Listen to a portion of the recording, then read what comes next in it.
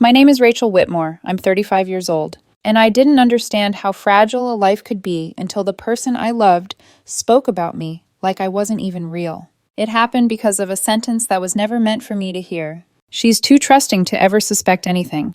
I could cheat right in front of her and she'd still believe me. He said it lightly, almost amused. And the sound of his voice, calm, confident, unashamed, did more damage than the words themselves. Evan Mercer and I had been together for 2 years. 2 years of routines and assumptions, of shared grocery lists and weekend plans, of the kind of intimacy that sneaks up on you quietly and convinces you it's permanent. We met at a mutual friend's birthday party, one of those loud, crowded apartments where conversations overlap and first impressions blur. Evan had made me laugh within 5 minutes. I remember thinking how easy he felt, how natural. We built something that looked solid from the outside, and I trusted him. Not blindly, not stupidly. I trusted him because he gave me no reason not to. Until that Friday night. We had plans to meet at a new Thai restaurant downtown at 7 p.m. I arrived early, 6:40, like I always did. I liked choosing the table, settling in, letting the moment breathe before someone else arrived. I texted him that I'd grabbed a spot near the window. He replied that he was running late, 15 minutes, maybe 20. At 6:50, I excused myself to use the restroom. The restaurant had an odd layout. The hallway to the bathrooms passed a small private dining area separated by a decorative half wall with geometric cutouts. I didn't mean to listen. I heard his voice before I even registered what was happening. Distinct, familiar, unmistakable. I slowed, then stopped. Evan was sitting in the private area with Lauren, a woman he'd known for years. A friend, he'd said. Someone from before me. I could see them through the gaps in the partition. They couldn't see me. "I'm just saying, Rachel's great," Lauren said. "But don't you feel guilty sometimes? With me?" My stomach dropped so suddenly I felt dizzy. Evan laughed. Not nervously, not defensively. Confidently. "Guilty?" he said. "Why would I? She's too trusting to ever suspect anything. I could cheat right in front of her and she'd still believe me." Lauren laughed too. "That's awful," she said, but there was no real judgment in her voice. "It's practical," Evan replied. "Rachel's stable, reliable. She listens. She plans. You're fun. Why would I choose when I don't have to? What if she finds out?" "She won't," he said easily. "Rachel sees the best in people. It's actually kind of sad how predictable she is." I stood there for maybe 10 seconds, or maybe 10 years. I didn't cry. I didn't shake. Something colder than anger settled in my chest. I turned around, walked back to the entrance, and texted Evan that I wasn't feeling well and had to cancel. Then I left before he could see me. I sat in my car in the parking lot with both hands wrapped around the steering wheel, staring straight ahead. There were a dozen ways I could have handled it. I could have stormed back inside, thrown the truth at him in front of Lauren, demanded answers. That would have been emotional. That would have been expected. But I wasn't naive. And I wasn't impulsive. I drove home. And I started planning. That night, Evan called around 8:30. He sounded concerned, sweet, attentive. I told him I was fine. Probably something I ate. He suggested we reschedule dinner. He told me to rest. He said he loved me. I said it back. And it felt like swallowing glass. After we hung up, I opened my laptop and did something I'd never done before. I stopped trusting. I went through his social media slowly, methodically. Instagram, Facebook, old tags, comments. Lauren appeared more often than I'd realized. Photos where she was just out of frame. Inside jokes disguised as casual emojis. Check-ins that overlapped with nights he told me he was busy. By 2 a.m., my desktop was filled with screenshots. Timestamps, patterns, proof. And when I closed my laptop, I already knew what I was going to do next. Because Evan thought my trust made me weak. And I was about to show him exactly how wrong he was. The next morning, I woke up with the strange calm that comes right after a car accident, when you're still alive, still breathing, and your body hasn't caught up to what almost happened. My phone buzzed at 8:12 a.m. "Evan, good morning, babe. Feeling any better?" I stared at the screen for a long time before answering, because the version of him texting me, sweet, attentive, boyfriend of the year, was the same man who had laughed in a private dining room and called me predictable. I typed, "Me. A little, just tired, might take it easy today." A simple message, soft, normal. And it hit me then, like a second impact. He hadn't just cheated. He'd made a sport out of underestimating me. By noon, he showed up at my apartment with iced coffee and a bag of pastries, like he was playing the role of concerned boyfriend in a commercial. He kissed my forehead. Still pale, he murmured. I hate that you were sick last night. I watched his face while he spoke. His eyes were steady, his voice was warm. Not a flicker of guilt. It was almost impressive, the way he could say one thing while living another. Yeah, I said lightly. Probably just stress. He moved around my kitchen like he belonged there, like he hadn't just shattered something inside me. And I realized something else. If I confronted him now, he'd lie. He'd deny. He'd make me feel crazy. And because I'd always been the one who chose peace over conflict, he'd assume I'd back down. That's what people like Evan counted on. Your desire to keep the world stable. Your instinct to be decent. That afternoon, we went to brunch. It was his idea. Public places, bright smiles, the illusion of normal. He reached for my hand across the table, thumb rubbing over my knuckles like he was anchoring me. You sure you don't want to talk about last night? He asked gently. You just left so fast. I forced a small laugh. It wasn't dramatic, I just felt gross. He nodded sympathetically. I get it. I was worried. Worried. The word almost made me choke, because I'd watched him laugh about cheating in front of my face. And yet here he was, calling me babe like I was still his safe little home. Later we walked through a farmer's market. He bought me flowers. Yellow daisies, bright and cheerful. Just because, he said. I held them, smiling, while my mind replayed the sentence again and again. She's too trusting. The cruelest part wasn't even the cheating. It was the contempt. The idea that my kindness made me less intelligent. That my loyalty made me a joke. That night he went home, and I finally let my face go blank. No more pretending, not when I was alone. I poured myself a glass of water I didn't drink and opened my laptop again. But this time, I wasn't looking at him through the lens of love. I was looking at him through the lens of evidence. I didn't scroll like a girlfriend. I scrolled like someone building a case. Every photo he'd posted in the last year. Every tag. Every comment thread. The way Lauren's name showed up like a hidden stain. She wasn't always obvious. She was never framed as romantic. But she was there, in the background of a group photo at a bar, her hand on his shoulder. In a gym selfie where her reflection caught in a mirror behind him. In a comment under his post, "Miss you already." He replied, "Soon, soon." Like it was a schedule. Like it was a plan. I clicked her profile. Public, careless, girls' nights, rooftop drinks, captions about toxic men paired with photos of her leaning into Evan like she'd claimed a place. The worst part? She didn't look guilty either. She looked smug. I took screenshots. Dozens. Then hundreds. I created a folder on my desktop and named it something neutral. Taxes 2026. Because if Evan ever looked over my shoulder, I wanted him bored. I opened a spreadsheet. Date, location, post, tag, time. It was disgusting how quickly it became clear. He'd been weaving lies like he'd been doing it his whole life. Around 1:30 a.m., I found the thing that made my stomach twist harder than anything else. A check-in at a small cocktail lounge 3 months ago. Evan had told me that night he was catching up with coworkers. But in the tagged photo, Lauren was there. Her arm hooked through his. Her lips close to his ear like she was whispering something private. And the caption said, "Finally got you back." Back. Meaning she'd had him before. Meaning I hadn't been the start of anything. I'd been the pause. I sat back in my chair and stared at the screen until my vision blurred. 2 years. 2 years of jokes and dinners and I love you. And the whole time, he'd been keeping the door cracked open for his ex-girlfriend. Like I was a placeholder. A convenience. A stable home base while he chased the fun when he felt like it. By morning, my eyes burned and my body felt hollow, but my mind was sharp. I knew exactly what I needed next. Not assumptions. Not suspicions. Proof no one could argue with. The kind of proof that didn't depend on feelings. The kind of proof that could survive lies. So at 9:07 a.m., I made a call that felt surreal, like I was stepping into someone else's life. A private investigator. Her name was Linda Chen. And she didn't sound surprised when I told her why I was calling. She sounded prepared. "I'm sorry," she said calmly. "How long do you think it's been going on?" "I don't know," I admitted. My voice sounded steadier than I felt. "I found out 2 nights ago." "What do you need from me?" she asked. "Photos? Timestamps? Where he goes?" "I need to know exactly what he's been doing," I said. "And for how long?" There was a pause.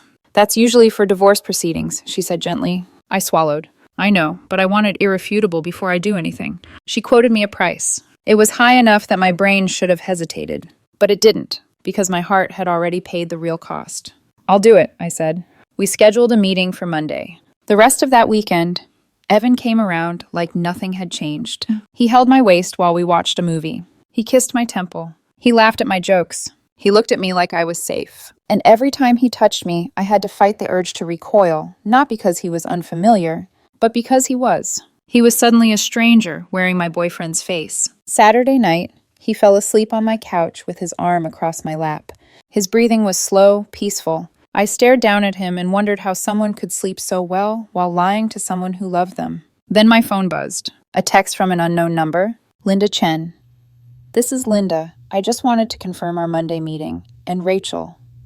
I know this feels extreme, but you're doing the right thing getting clarity. I stared at the message for a long moment, because the word she used, clarity, was what I needed more than revenge. I didn't want drama. I didn't want to scream. I wanted the truth so clean and sharp that Evan couldn't wiggle out of it. And then, I wanted him to watch the consequences unfold. By Sunday night, I was exhausted from pretending. Evan stood in my doorway, pulling on his jacket. I love you, he said softly, like he meant it. I held his gaze, forcing my face to stay gentle. I love you too, I lied smoothly. He smiled, satisfied. He kissed me goodnight, then walked away, confident I'd never suspect a thing. The moment the door closed, my smile disappeared. And in the silence, I whispered to myself, not naive, not ever, because on Monday, the investigation would begin. And soon, Evan was going to learn the difference between a trusting woman and a foolish one.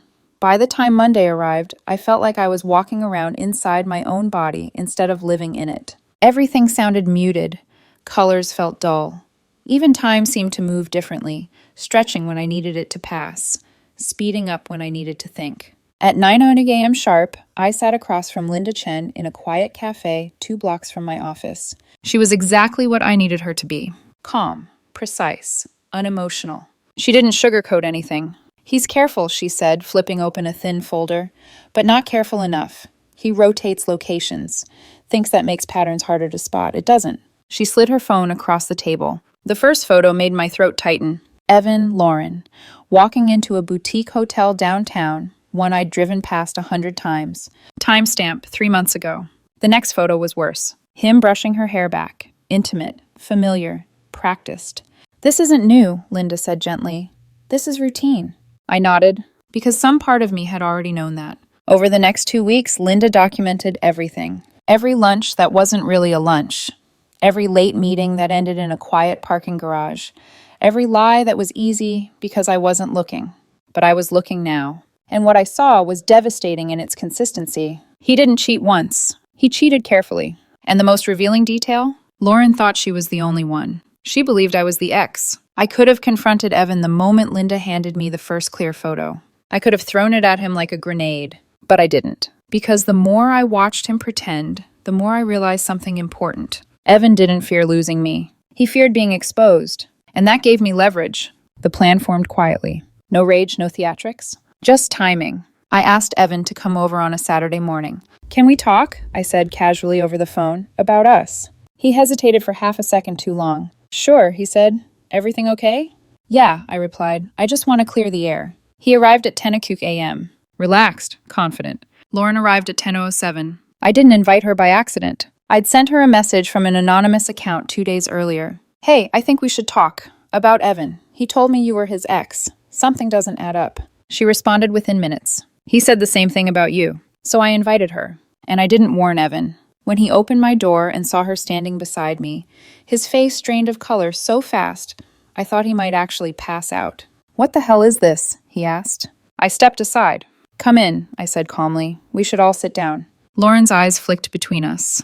Rachel, she asked quietly. Yes, I said. I'm his girlfriend. Silence swallowed the room. Evan opened his mouth. Closed it. Tried again. This isn't fair, he said finally, voice cracking. You can't just ambush me like this. I smiled. You mean the way you ambushed me with 3 months of lies? Lauren sucked in a sharp breath. 3 months, she whispered. I turned to her and handed her a folder. Photos, dates, screenshots. I'm sorry, I said sincerely. He told me you were history. She flipped through the pages, her hands shaking. He told me you were history, she said softly. Evan stepped forward. Please, he said. Let's talk about this privately. No, I replied. You lost the right to private conversations when you turned honesty into a joke. Tears streamed down Lauren's face. I loved you, she said to him. I thought we were trying again.